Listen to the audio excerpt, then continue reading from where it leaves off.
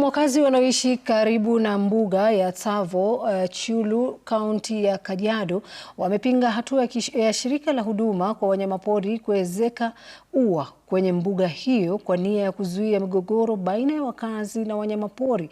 Wakizungumza baada ya mkutano baina yao na KWS kukosa kufanyika katika eneo la Iltilal, Kajiado Kusini, wakazi hao wanasema kwamba wanyama wa pori wengi wanaishi kwenye mashamba yao na iwapo ua hilo litaezekwa kwa wanyama hao basi watafungiwa nje ya mbuga na kuendelea kusababisha uharibifu. Robert Masai na mengi zaidi.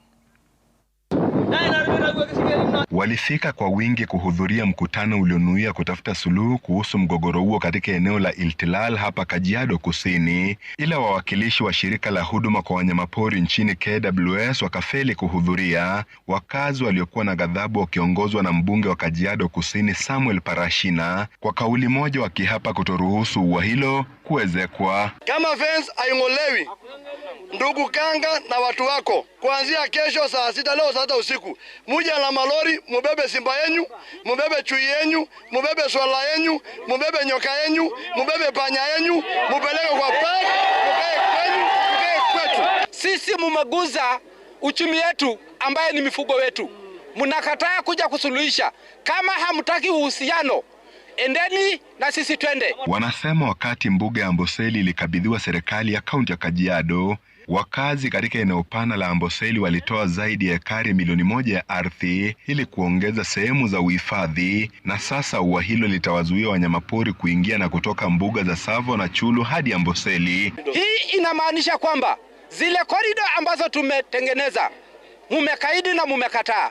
Hii inamaanisha kwamba umemtenganisha mnyama, mtoto wa mnyama na mtoto mnyama na ng'ombe. Mheshimiwa mbunge Parashina alipoenda katika pitapita zake ndani ya serikali akapata maji, bwawa la maji ama water pan. Tukaweka pale kwa sababu ya ufugaji wetu ili tusuluhishe human wildlife conflict. Tukaweka pale kwa mpaka. Kwa taarifa yenu, KWS amefungia ile bwawa.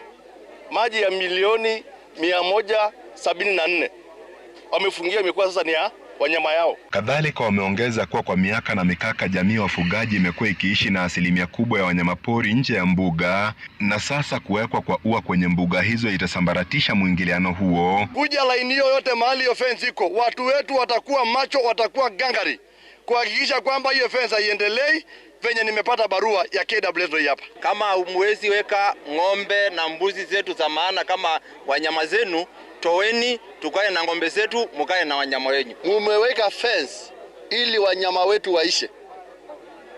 Wale wanyama siku ile wataisha, mjue wanyama wa pori wataangamia. Hata hivyo, saa chache kabla ya mkutano huo, mkurugenzi mkuu wa KWS Profesa Erastus Kanga aliandikia afisi ya mbunge wa Kajiado Kusini barua akisema kwa sasa mradi huo umesitishwa ili kupisha nafasi ya mazungumzo na wakazi. Kwa mujibu wa shirika la huduma kwa wanyamapori KWS, hatua hii ya kuweka ua kwenye mbuga ya Tsavo pamoja na Chulu inanuia kuwazuia wanyama kuvuka hadi mashamba ya wenyeji na hivyo kuzuia migogoro kati ya wakazi na wanyamapori. Robert Masai, runinga ya Citizen, Tsavo, Kajiado Kusini.